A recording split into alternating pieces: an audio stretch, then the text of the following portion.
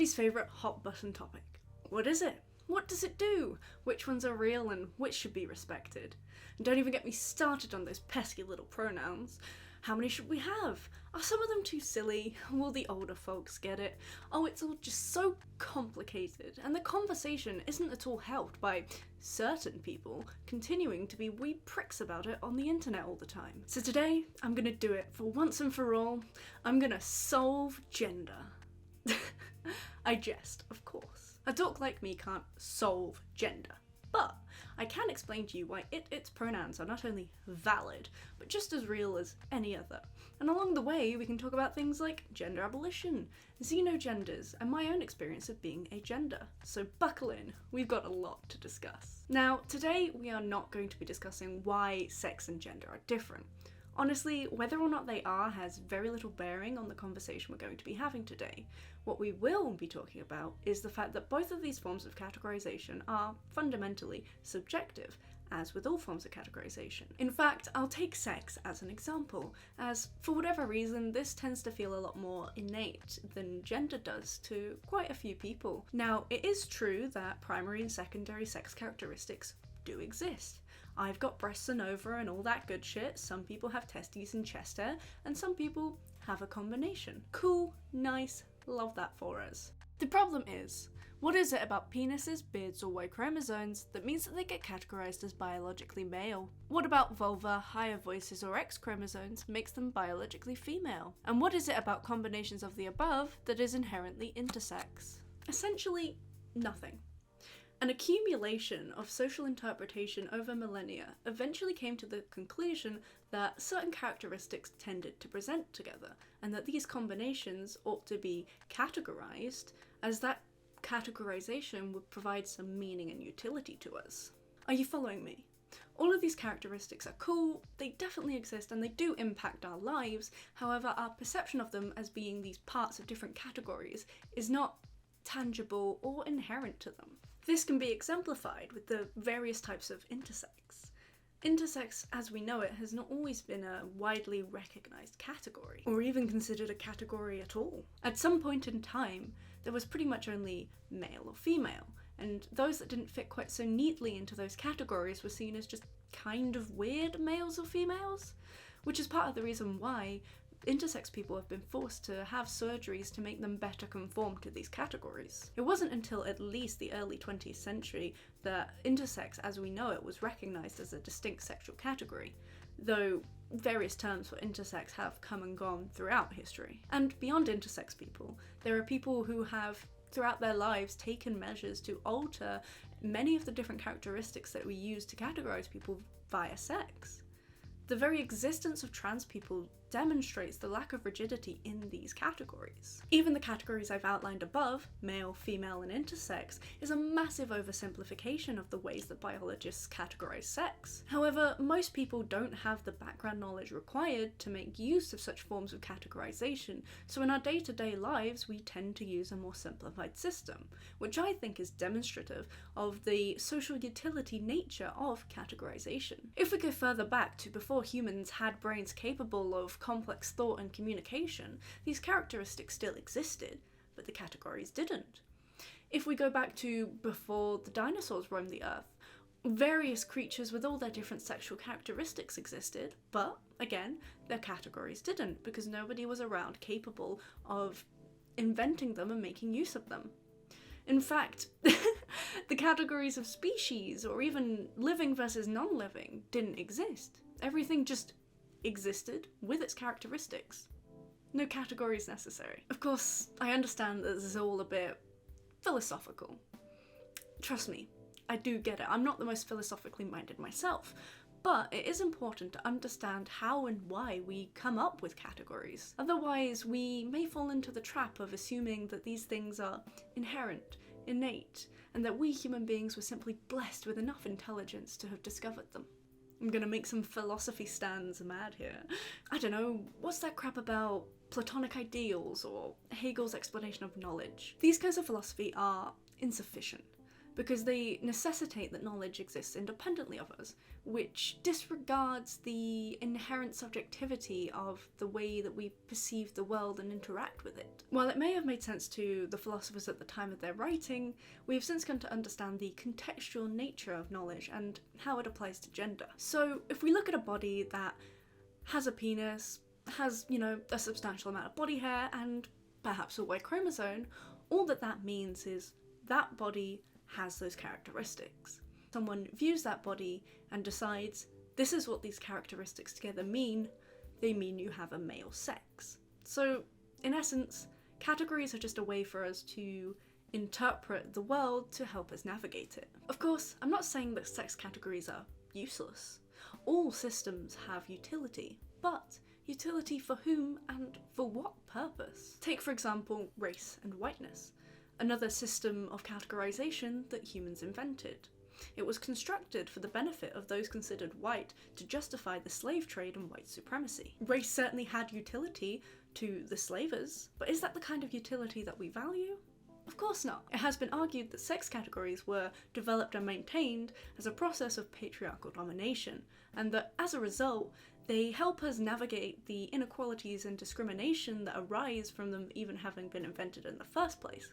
They also help us navigate the legal and medical systems constructed around them. However, the fact that we rely on the problems of a system to justify said system is somewhat amusing to me. The same applies to gender and the distinctions between masculine and feminine. Taking for granted that gender is indeed a distinct form of categorization from sex, what makes one a man, a woman, or any non-binary gender? There are various arguments: self-identification, social role, presentation and perception, all that jazz. It's all very social and subjective. We came up with a couple categories a long time ago, some more have come along over time and some have disappeared, and people are just trying to find their place in this social construct. The same applies with masculinity, femininity, and androgyny. We decided that the way people look and act could not simply be taken for what it is, but had to be understood within some kind of system. So we invented labels that we ascribed to certain behaviours. Some cultures decided that just categorising people and their behaviours wasn't enough. They had to categorise everything by gender. Though to what behaviours these labels are applied have changed endlessly over history and across cultures. Pink used to be for boys and now it's for girls. What gives? Why must we remain so attached to these labels that we will apply them to just about anything and everything, even to the point of harm, if they can be so easily changed? Of course, some of us realised that just having men and women was a bit limiting.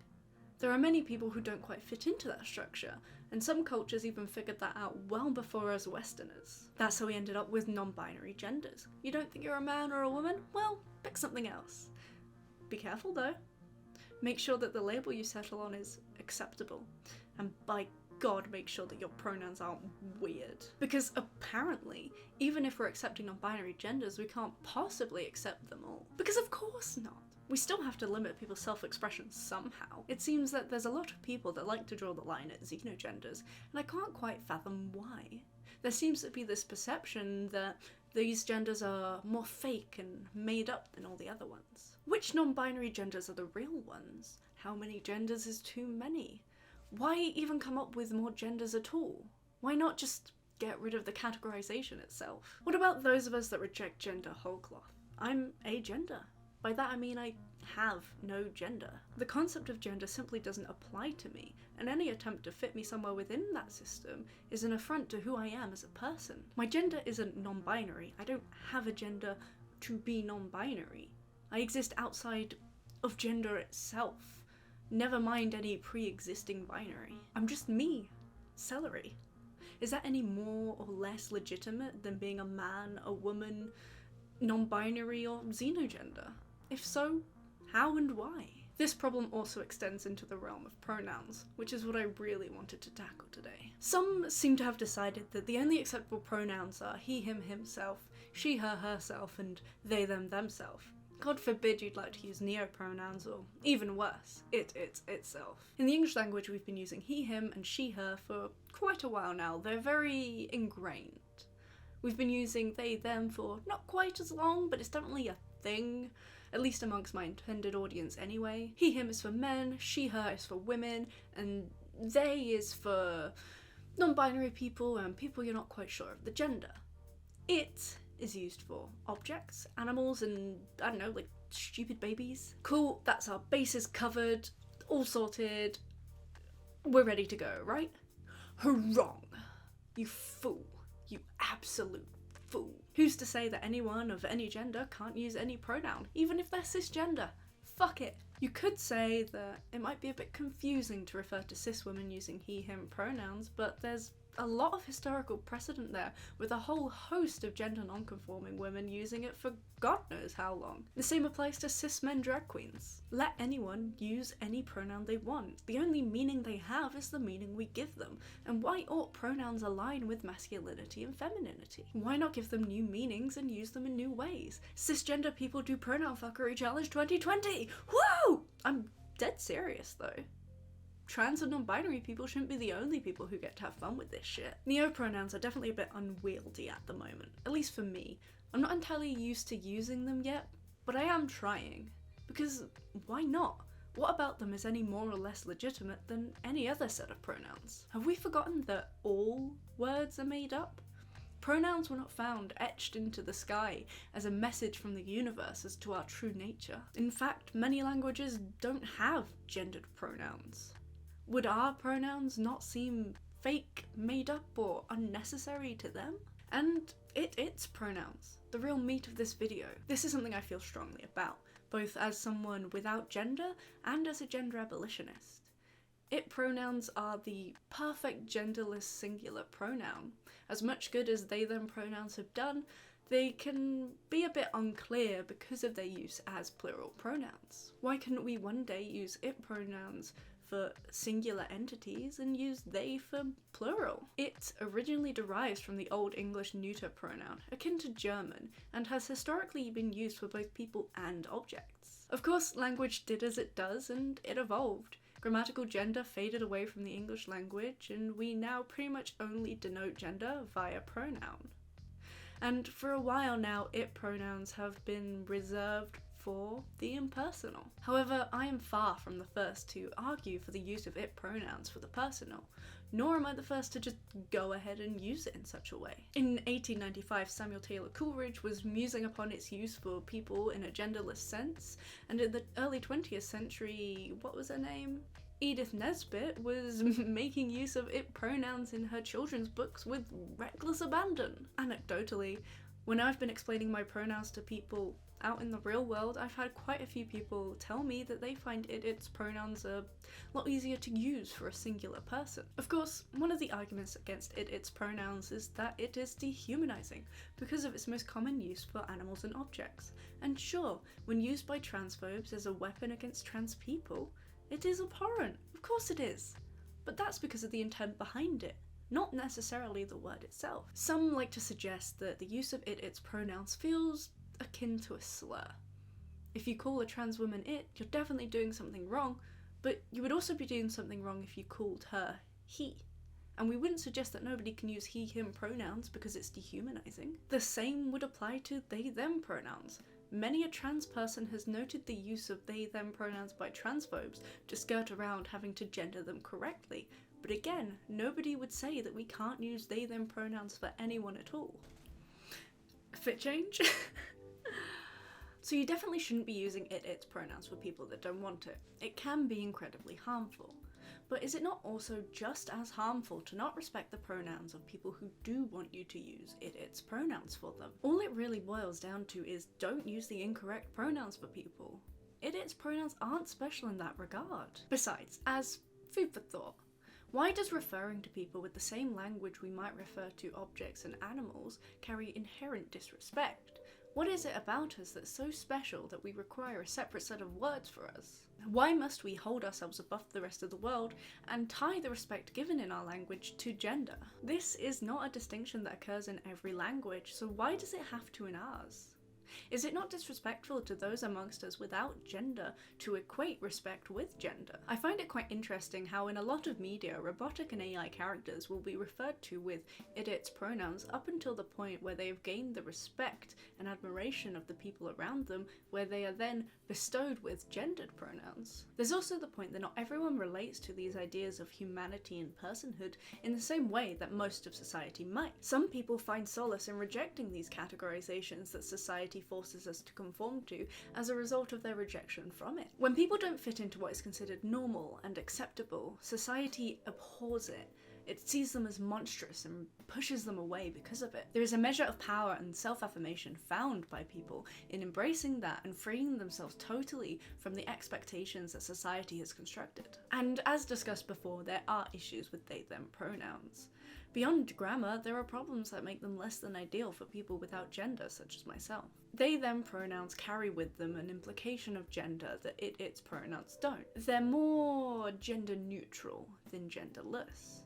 You can use them for any gender, but I don't have a gender. They/them has been used to designate non-binariness as a kind of third gender, a place in between the two binary genders, akin to how androgyny is between masculinity and femininity. The pronouns are very strongly linked to non-binariness, but I'm not non-binary, at least not in the same sense. I don't have a gender that is non-binary, gender doesn't apply to me. I'm outside the binary in the sense that I'm not in the binary, but I'm not like, I can't,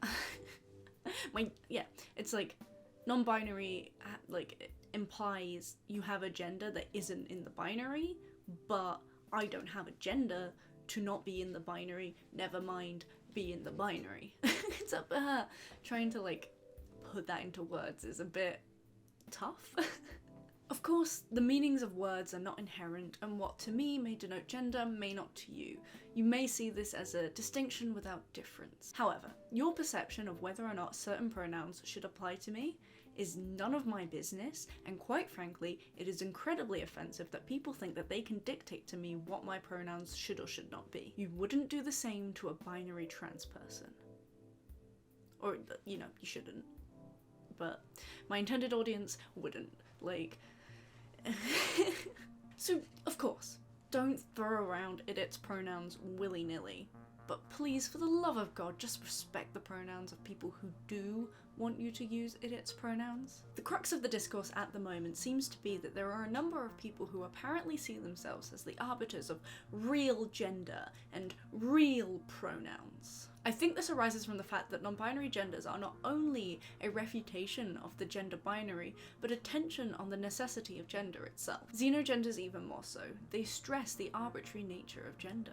Man, woman, and whatever non-binary genders you deem acceptable are no less arbitrary just because you're more familiar with them and thus more comfortable. What about man, woman, and gender fluid, for example, are more legitimate than, say, dear gender? Perhaps one sees dear as graceful, kind, in touch with nature, timid, and maybe a little bit stupid sometimes. Some of these characteristics we might associate with femininity and womanhood, others with masculinity and manhood, but what is it about these characteristics that mean they slot into these categories and not the newly constructed gender of dear gender? Why couldn't a culture have arisen historically that based its genders and gender roles upon the perceived behaviour of animals?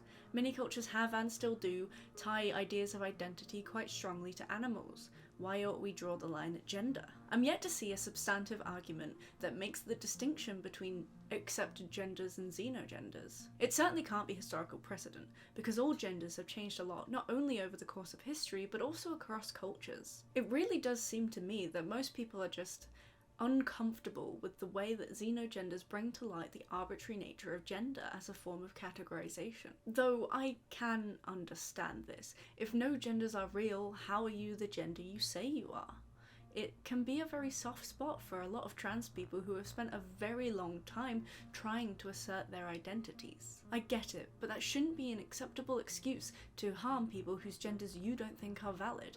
Is that not just continuing the cycle of abuse? Some will also say that certain non-binary identities and xenogenders harm real trans and non-binary people because to normal people they make the rest of the trans community as a whole look silly and that these normal people won't take the trans community seriously. The argument shifts from whether or not the gender is real to whether or not it is harmful, which is an entirely different conversation. But besides, should we really be basing our support for a gender on its current level of acceptance within society? How can we make any progress if we do that? A lot of society doesn't get gay people. Ought we stop our fight altogether? Why are we spending our lives trying to adhere to these ideas of normality when we could just be living? Besides, the mainstream doesn't need excuses to not take the LGBTQIA+ community seriously. I don't know if you've noticed, but they already hate us. They don't need Xenogenders to continue hurting us. They'll continue to do so whether or not a small portion of us embrace the rejection of normality. Some people also like to suggest that Xenogenders are playing into the right-wing joke about, like, attack helicopters. But, like, seriously guys? The joke was formulated just as binary trans people were starting to be taken seriously, as a kind of suggestion that if this woman can be accepted as a woman, then I can be accepted as an attack helicopter. And this was well before xenogender people came into the conversation. It's not fair to levy that against them. And are we really going to measure our support based on what jokes the right are saying? Like, seriously? Guys, what the fuck? I don't get it. I don't get this argument. I suppose the implication is that if we take these xenogender people seriously, then we also have to take, like, the right-wing dipshit seriously. But, like, okay, so what? Turn it around on them, take them seriously. I don't know why we care about this. Fundamentally, this argument sidesteps the discussion about the validity of xenogenders and the validity of all genders. Why is that? Should we be content to accept certain genders over others regardless of validity? Or are we changing the very criteria of validity to a criteria based on the harm recognition would do? If we go down that avenue, we step into some very dangerous ideological territory. The abolition of slavery in America cost the lives of a lot of people.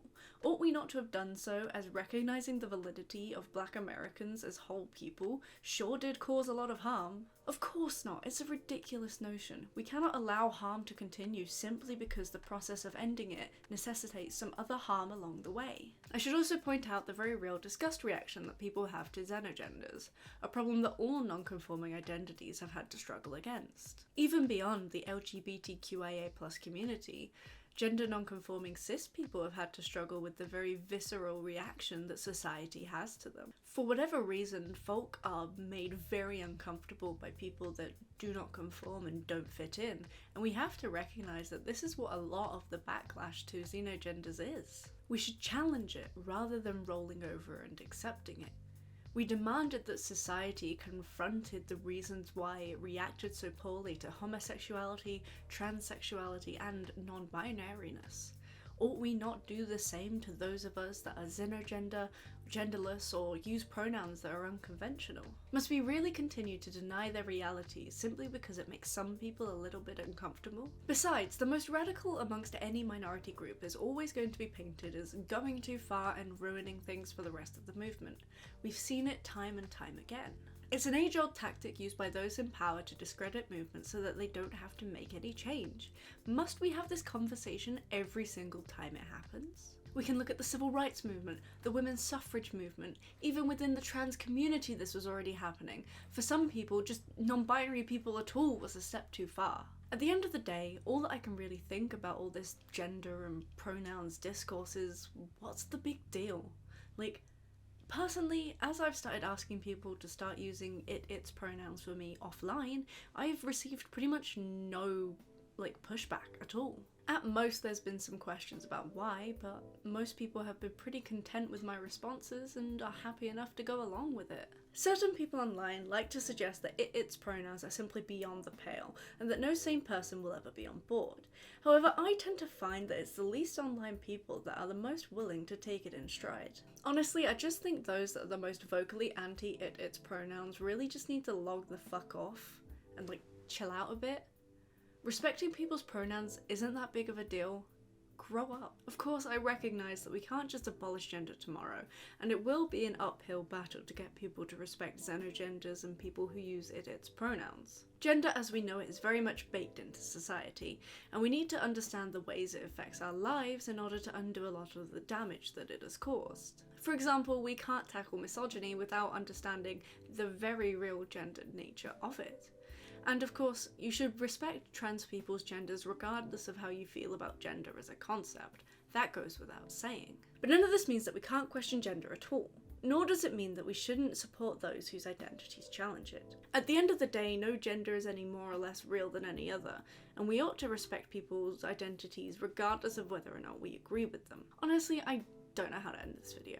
I don't know what I hope to get out of this. I guess I just want people to think a bit, you know? Food for thought.